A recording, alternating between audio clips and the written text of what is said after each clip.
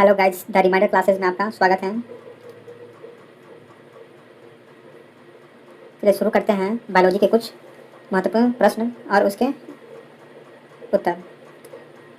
पहला प्रश्न है, एनेलिडा ग्रुप में मुख्यतः कौन कौन जंतु आते हैं? जोंक और केंचुआ। एनेलिडा ग्रुप में मुख्यतः कौन कौन जंतु आते हैं? तो जोंक और केंचुआ। दूसरे प्रश्न पर आते हैं, आर्थ्रोपोडा ग्रुप में मुख्यतः कौन कौन जंतु आते हैं? आर्थ्रोपोडा ग्रुप में कौन कौन मुख्य जंतु आते हैं? तो आंसर है तेलचाट्टा, जू, खटमल, मक्खी। आर्थ्रोपोडा ग्रुप में मुख्यतः कौन कौन जंतु आते हैं? तेलचाट्टा, जू, खटमल और मक्खी। अगले प्रश्न पर आते हैं, मोलास्का ग्रुप के अंतर्गत मुख्यतः कौन कौन से जंतु या कीट आते हैं? मोलास्का ग्रुप में पाइला यानी घोंघा आता है, स्नेल। चलिए अगले प्रश्न पर आते हैं, इकाइनोडर्मेटा संघ के अंतर्गत मुख्यतः कौन कौन से जंतु आते हैं? इकाइनोडर्मेटा, तो इसका सही आंसर है तारा मछली, ब्रिटल स्टार, समुद्री खीरा। अगला प्रश्न पर आते हैं, मनुष्य का पाचन क्रिया प्रारंभ कहाँ से होता है? तो इसका आंसर है मुख से। मनुष्य का पाचन क्रिया का प्रारंभ कहाँ से होता है? तो मुख से। शिराएं द्वारा कौन सा रक्त प्रवाहित होता है? अशुद्ध रक्त। इसका सही आंसर है अशुद्ध रक्त। शिराओं द्वारा कौन सा रक्त प्रवाहित होता है? तो अशुद्ध रक्त। चलिए अगले प्रश्न पर आते हैं, धमनी द्वारा कौन सा रक्त प्रवाहित होता है? धमनी में कौन सा रक्त प्रवाहित होता है? तो शुद्ध रक्त, प्योर ब्लड है। कौन कौन सा विटामिन जल में घुलनशील है? कौन कौन सा विटामिन जल में घुलनशील है? बी तथा सी। बी तथा सी जल में घुलनशील विटामिन है। अगले प्रश्न पर आते हैं, सोडियम का कार्य क्या है? सोडियम का कार्य क्या है? हमारे शरीर में सोडियम का कार्य क्या है? तो इस प्रश्न का सही आंसर है, यह रक्त दबाव नियंत्रण करने में सहायता करता है। जो हमारे शरीर में रक्त दबाव होता है, ब्लड प्रेशर, उसको नियंत्रण करने में सहायक होता है तथा जल का संतुलन बनाए रखता है। हमारे शरीर में सोडियम का कार्य क्या है? यह रक्त दबाव का नियंत्रण करता है तथा जल का संतुलन बनाए रखता है। सोडियम का मुख्य कार्य है। पोटेशियम का कार्य क्या है? पोटेशियम, हमारे शरीर में पोटेशियम का कार्य क्या है?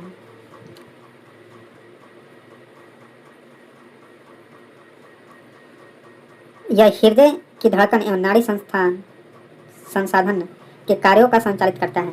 हमारे शरीर में यानी मानव शरीर में पोटेशियम का कार्य क्या है? तो यह हृदय की धड़कन एवं नाड़ी संसाधन के कार्यों का संचालित करता है। पोटेशियम का मुख्य कार्य है। ग्लूकोज बिना ऑक्सीजन की उपस्थिति में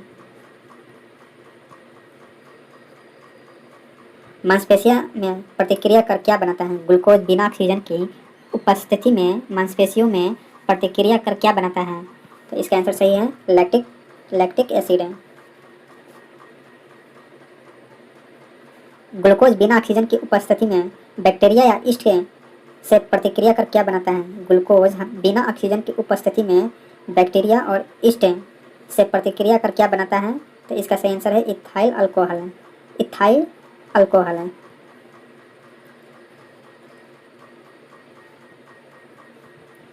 ऑक्सीजन की उपस्थिति में ग्लूकोज की प्रतिक्रिया होती है तो यह क्या बनता है? ऑक्सीजन की उपस्थिति में ग्लूकोज की प्रतिक्रिया होती है तो क्या बनता है? कार्बन डाइऑक्साइड और जल का निर्माण होता है। ऑक्सीजन की उपस्थिति में ग्लूकोज की प्रतिक्रिया होती है तो क्या बनता है? कार्बन डाइऑक्साइड और जल का निर्माण होता है।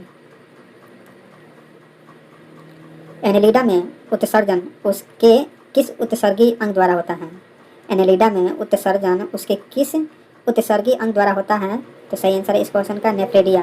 नेफ्रेडिया द्वारा एनेलिडा में उत्सर्जन का अंग होता है। अगला प्रश्न है, मूत्र का पीएच मान कितना होता है? तो इसका आंसर सही है 6 है। मूत्र का पीएच मान कितना होता है? 6 है। अगला प्रश्न पर आते हैं, बहिस्रावी एवं अंतःस्रावी दोनों प्रकार किस ग्रंथ में होते हैं? बहिस्रावी और अंतःस्रावी दोनों प्रकार के किस ग्रंथ में होते हैं? तो इसका सही आंसर है अग्नाशय। अग्नाशय अंतःस्रावी और बहिस्रावी का मुख्य ग्रंथि है। चलिए अगले प्रश्न पर आते हैं, पीयूष ग्रंथि या पिट्यूटरी ग्रंथि को किस अन्य ग्रंथि के नाम से जाना जाता है? पीयूष ग्रंथि या पिट्यूटरी ग्रंथि को किस अन्य ग्रंथि के नाम से जाना जाता है? तो सही आंसर है इसका मास्टर ग्रंथि। मास्टर ग्रंथि के नाम से पीयूष ग्रंथि या पिट्यूटरी ग्रंथि को जाना जाता है। एंड नेक्स्ट प्रश्न पर आते हैं, इंसुलिन हार्मोन लैंगरहैंस द्वीप के लिए कोशिकाओं द्वारा स्रावित होता है। इंसुलिन हार्मोन लैंगरहैंस द्वीप के लिए कोशिकाओं द्वारा स्रावित होता है, तो बी कोशिका द्वारा, बी नहीं होगा, यहाँ पर बीटा होगा, बीटा कोशिका के द्वारा होता है।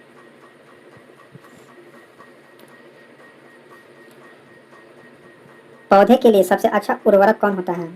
पौधे के लिए सबसे अच्छा उर्वरक कौन होता है? तो कंपोस्ट है। कंपोस्ट पौधे के लिए सबसे अच्छा उर्वरक है। चलिए अगले प्रश्न पर आते हैं, पेट्रोलियम किस प्रकार की चट्टानों में पाया जाता है? पेट्रोलियम किस प्रकार की चट्टानों में पाया जाता है? तो सही आंसर है अवसादी चट्टान में। अवसादी चट्टान में पेट्रोलियम मिलता है। चलिए अगले प्रश्न पर आते हैं, गुब्बारों को उड़ाने के लिए काम में लाई जाने वाली गैस कौन सी है? तो इसका सही आंसर है हीलियम। गुब्बारों को उड़ाने में कौन सा गैस काम करता है? तो हीलियम। DDT उपयोग किस में किया जाता है? यानी DDT का उपयोग किस में किया जाता है?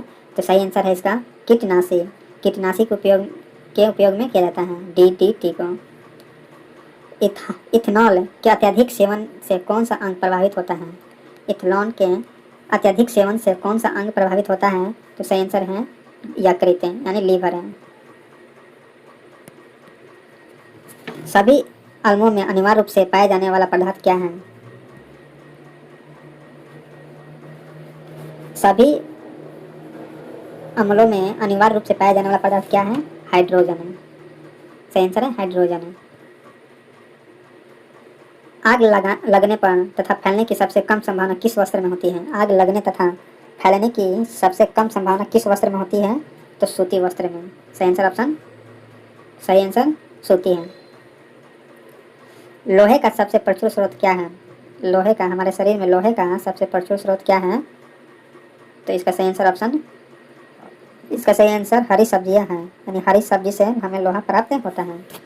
चलिए अगले प्रश्न पर आते हैं, गैसोलीन को किसके साथ मिश्रण करके गैसोहॉल बनाया जाता है? गैसोलीन को किसके साथ मिश्रण करके गैसोहॉल बनाया जाता है? तो सही आंसर है इथाइल अल्कोहल है। अगले प्रश्न पर आते हैं, तात्कालिक शक्ति के लिए धावकों को कौन सा पदार्थ दिया जाता है? तात्कालिक शक्ति के लिए धावकों को कौन सा पदार्थ दिया जाता है? तो ग्लूकोज। सही आंसर है ग्लूकोज।